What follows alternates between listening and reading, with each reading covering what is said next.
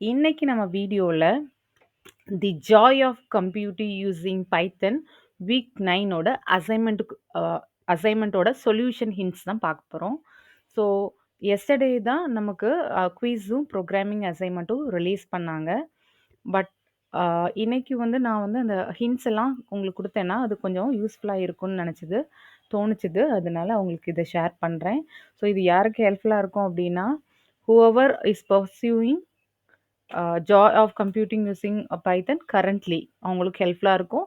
Plus data structures concept use பண்ணுறவங்க தெரிஞ்சுக்கணும், upgrade பண்ணுறவங்களுக்கும் இது ஹெல்ப்ஃபுல்லாக இருக்கும். ஸோ வாங்க நம்ம அசைன்மெண்ட்குள்ளே போகலாம். ஃபர்ஸ்ட் ப்ரோக்ராமிங் அசைன்மெண்ட் பார்த்தீங்க அப்படின்னா, இதை வந்து நம்ம என்ன சொல்லுவோம் இந்த லாஜிக்கை அப்படின்னா, பேலன்சிங்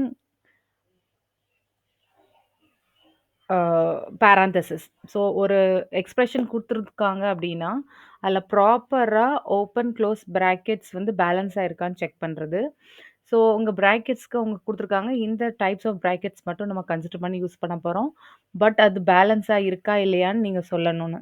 ஸோ எப்படி நீங்க பேலன்ஸா இருக்குன்னு சொல்வீங்க அப்படின்னா, நெக்ஸ்டட் ஆர்டர் வந்து கரெக்ட்டா க்ளோஸ் பண்ணியிருக்காங்களா அப்படின்னு. இப்போ 2 ரவுண்ட் பிராக்கெட் ஓப்பன் பண்ணிட்டு, எண்ட் வந்து ஒரு ரவுண்ட் பிராக்கெட் தான் க்ளோஸ் பண்ணியிருக்காங்க அப்படின்னா, அது வந்து பேலன்ஸ் கிடையாது. அதே இது ஃபர்ஸ்ட் ஓப்பன் பண்ணதுக்கப்புறம் தான் க்ளோஸ் பண்ண முடியும், இந்த மாதிரி. ஸோ க்ளோஸ் பண்ண அதுக்கப்புறம் ஓப்பன் பண்ற மாதிரி இருந்தா, அதுவும் பேலன்ஸ் கிடையாது. ஸோ நெக்ஸ்டடா நீங்க குடுக்கலாம். பட் ப்ராப்பரா எவ்வளோ நெக்ஸ்டட் உள்ள குடுத்துருக்கோம். So first round bracket, then square bracket அப்படின்னா, ஃபர்ஸ்ட் ஸ்கொயர் பிராக்கெட்ட க்ளோஸ் பண்ணணும். அதுக்கப்புறம் தான் ரவுண்ட் பிராக்கெட் க்ளோஸ் பண்ணணும். ஸோ இந்த மாதிரி ப்ராப்பரா க்ளோஸ் ஆயிருந்ததுன்னா, ட்ரூ அப்படின்னு நமக்கு ரிட்டர்ன் ஆகணும். இல்ல அப்படின்னா, நமக்கு இங்க ஃபால்ஸ்ன்னு ரிட்டர்ன் ஆகணும். ஏன்னா வந்து ரிட்டர்ன் டைப் பூல் குடுத்துருக்காங்க. இந்த எக்ஸ்பிரஷன்ஸ் வந்து ஸ்ட்ரிங்காவே நம்ம பாஸ் பண்ணணும் இந்த யூசர் டிஃபைன்ட் ஃபங்ஷன்ல. ஸோ இது வந்து நீங்க வந்து ஜஸ்ட் ஒரு ஸ்ட்ரிங்கா ஒவ்வொரு கேரக்டரா நீங்க ரீட் பண்ணிட்டு, வேர்டுன்னு இருக்கு இல்லையா? ஸோ வேர்ட்ல ஸ்ட்ரிங்ல ஒவ்வொரு கேரக்டர்ஸா எடுத்துக்கிட்டு நீங்க வந்து ஸ்டாக் கான்செப்ட் யூஸ் பண்ணுங்க. So one of the application of ஸ்டாக்கே மெயினா வந்து இந்த balancing paren parenthesis and level of nested அதை கண்டுபிடிக்கிறது தான். ஸோ அதில் ஸ்டாக் அப்படின்னா last in first out. So நம்ம இது குட் எக்ஸாம்பிள் சொல்றதுன்னா, ஒரு ஹாஸ்டல்ல இருக்கோம். நம்ம சாப்பிட போறோம் டின்னருக்கு அப்படின்னா, லைனா பிளேட்ஸ் அரேஞ்ச் பண்ணி வச்சிருப்பாங்க. நம்ம வந்து மேல உள்ள பிளேட்ஸ தான் நம்ம ஃபர்ஸ்ட் எடுக்க முடியும். இது என்னோட பிளேட்ன்னு கீழேருந்து உருவ போறதில்ல இல்லையா? எல்லாம் விழுந்துரும் இல்லையா? ஸோ ஆர்டரா தான் நம்ம எடுப்போம். அதே தான் நம்ம நோட் புக் சப்மிஷன். இப்போ நம்ம மேக்ஸ் ஹோம்வொர்க் நோட்ட வச்சிருக்கோம். டீச்சர் கரெக்ட் பண்றாங்க அப்படின்னா, மேல டாப் என்ன நோட் இருக்கோ அதான் எடுத்து ஃபர்ஸ்ட் கரெக்ட் பண்ணுவாங்க. ஸோ பெர்ஃபார்மன்ஸ பார்க்கணும்னா இன் பிட்வீன் உருவுவாங்க. பட் ரியல் டைம் அப்ளிகேஷன் சொல்றேன். So last in first out. லாஸ்ட்டா வைக்கிறோம். அத ஃபர்ஸ்ட்டா எடுக்கிறது தான் ஸ்டாக்கு. ஸோ இந்த ஸ்டாக் அப்ளிகேஷனுக்கு இங்க பைத்தன்ல பண்றக்கூடிய டேட்டா ஸ்ட்ரக்சர் வந்து நம்ம லிஸ்ட் யூஸ் பண்ணிக்கிடலாம். ஸோ எப்படி அப்படின்னா, லிஸ்ட்ல அப்பெண்ட் அப்படின்னு ஒரு மெத்தட் இருக்கு. அது மூலமா நம்ம எலிமெண்ட்ட லாஸ்ட்ல இன்சர்ட் பண்ணிக்கலாம். அதே மாதிரி லிஸ்ட்ல பாப்னு ஒரு மெத்தட் இருக்கு. அது மூலமா லாஸ்ட் உள்ள எலிமெண்ட்ட நம்ம ரிமூவ் பண்ணிக்கலாம். So perfect data structure for இம்ப்ளிமெண்டேஷன்னா லிஸ்ட் தான் பைத்தன் பொறுத்தவரையும். ஸோ நீங்க அந்த லிஸ்ட்ட வச்சுக்கிட்டே நீங்க வந்து இத வந்து ப்ராப்பரா நீங்க ஒவ்வொரு பிராக்கெட்ஸா ரீட் பண்ணி, ஸோ அத வந்து ஓப்பனா இருந்தா அத புஷ் பண்ணுங்க. அதே இது க்ளோஸா இருந்தா, நீங்க பாப் பண்ணி, ஏற்கனவே இருக்கிறத பாப் பண்ணி, இந்த க்ளோஸ்க்குள்ள மேட்சிங் ஓப்பன் தானான்னு செக் பண்ணுங்க. ஸோ மேட்சிங் ஓப்பன்னா ஓகே ஃபைன். நீங்க அத ரிமூவ் பண்ணாத அப்படியே தூக்கி எறிஞ்சிரலாம். அதாவது செக் பண்றீங்க. செக் பண்ணாம நீங்க ரிமூவ் பண்ண வேண்டாம். செக் பண்ணாம ரிமூவ் பண்ண இந்த சென்ஸ் கான்ட்ரடிக்டரியா இருந்தாலே அது வந்து என்னது இட்ஸ் ஃபால்ஸ். அந்த மாதிரி நம்ம சொல்லிட்டு போவோம். அத ரிமூவ் பண்ணிட்டு இருக்கணும்னு கூட கன்டின்யூ பண்றதுக்கு இல்ல. So simple thing. நீங்க ரொம்ப ஷார்ட்டா பண்ணாலும் ஓகே தான். ஆர் எல்ஸ் ரொம்ப பொறுமையா ஒரு நெக்ஸ்ட் இஃப் கான்செப்ட் போட்டு உள்ள நீங்க இத சால்வ் பண்ணாலும் பரவால்ல. உங்களுக்கு வந்து எஃபெக்டிவா உங்களுக்கு ஆன்சர் வந்துரும்.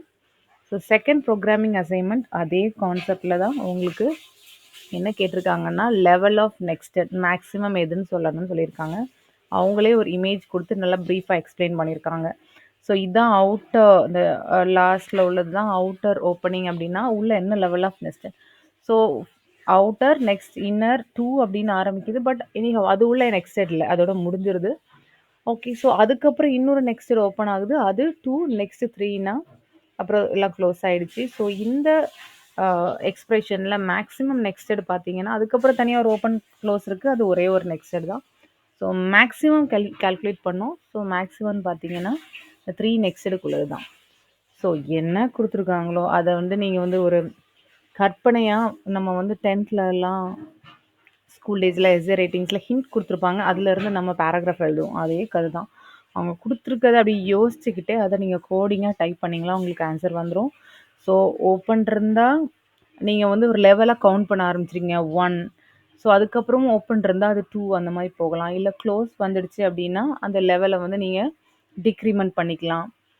ஸோ நீங்க வந்து லெவல கவுண்ட் பண்றீங்க. டெக்ரிமென்ட் பண்ணாலுமே நமக்கு வந்து எது மேக்ஸிமம் அப்படின்னு கால்குலேட் பண்ணனால, அந்த இங்க வந்து 2 அதுக்கப்புறம் 3 இது ஓப்பன் ஆகுது. அந்த 2வையும் ஒரு இன்னொரு செப்பரேட் லிஸ்ட்ல சேவ் பண்ணி வச்சுக்கலாம். ஸோ நெக்ஸ்டட்ல இத்தன நெக்ஸ்டட் கவுண்ட் இருந்திருக்கு. அதுல எது மேக்ஸிமம்னு லாஸ்ட்ல மேக்ஸ் வச்சு நம்ம கால்குலேட் பண்ணிக்கலாம்.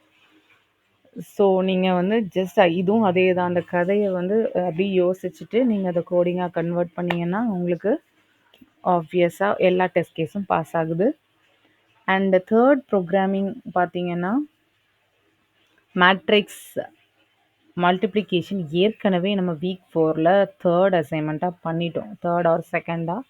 அதே ப்ரோகிராம வந்து இங்க வந்து என்ன பண்ணியிருக்காங்கன்னா, ரிகர்சிவ் ஃபங்ஷன் யூஸ் பண்ணி கேட்டிருக்காங்க. ஆ தட் இஸ் மீனிங் நமக்கு பவர் ஆஃப் த மேட்ரிக்ஸ்னால என்னது? திருப்பி திருப்பி அதே மேட்ரிக்ஸ நம்ம மல்டிப்ளை பண்ணா power of the matrix. So இதே இது அவங்க ஃபோரம்லயே கொஸ்டினா கேட்டிருந்தாங்க. நமக்கு வந்து இந்த power of a number calculate பண்ணணும்னா எப்படி ரிகர்சிவ் ப்ரோகிராம் எழுதலான்னு. நானுமே அதுக்கு ஆன்சர் போஸ்ட் பண்ணியிருந்தேன். ஸோ நீங்க 1 ரீச் நான் அதில 0 வரையும் போகலாம். பவர் ரிட்டர்ன் 1ன்னு வர்றது. பட் நான் வந்து அதில 1 வரையும் தான் குடுத்துருந்தேன். 1ன்னா அதே நம்பர ரிட்டர்ன் பண்ணுங்க. இல்ல அப்படின்னா நம்பர் டைம்ஸ் பவர் அதே யூசர் ரிகர்சிவ் ஃபங்ஷன கால் பண்ணோம் பை -1.